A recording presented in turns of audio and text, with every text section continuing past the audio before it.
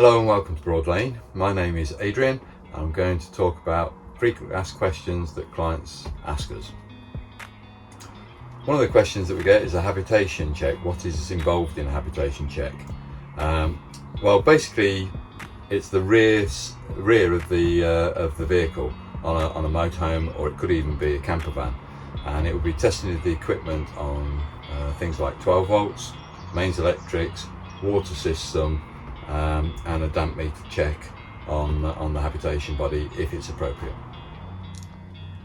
So another question that we get asked on the after sales side is, what accessories do we fit or can we provide? So 5 items quickly would be things like a solar panel, a motor mover, Wi-Fi is frequently asked of us these days, tyre on safety bands, and paint seal application. If you are interested in any of those items that we have mentioned, by all means give us a call and we'll try and assist you in further with your inquiry. Thank you. So another question we get asked is, what are the top 5 things that you do after you've received your handover, physical handover?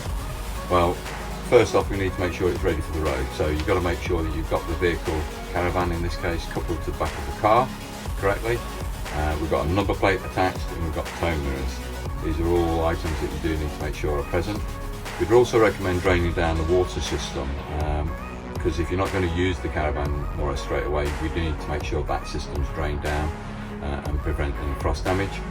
So finally, I would recommend that you get familiarised with your vehicle as soon as possible.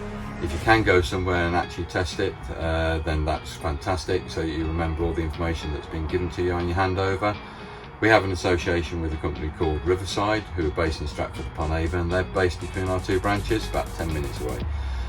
So do get familiar with your vehicles before you actually go on a longer stay vacation somewhere, going abroad or something like that.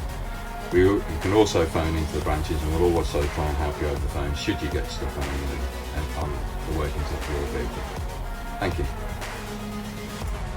And finally, one of the last questions we get asked is, what is a motor mover? Now, motor movers are going to be fitted on touring caravans as opposed to motorhomes. There's not something on a motorhome because you've obviously got an engine to drive the vehicle.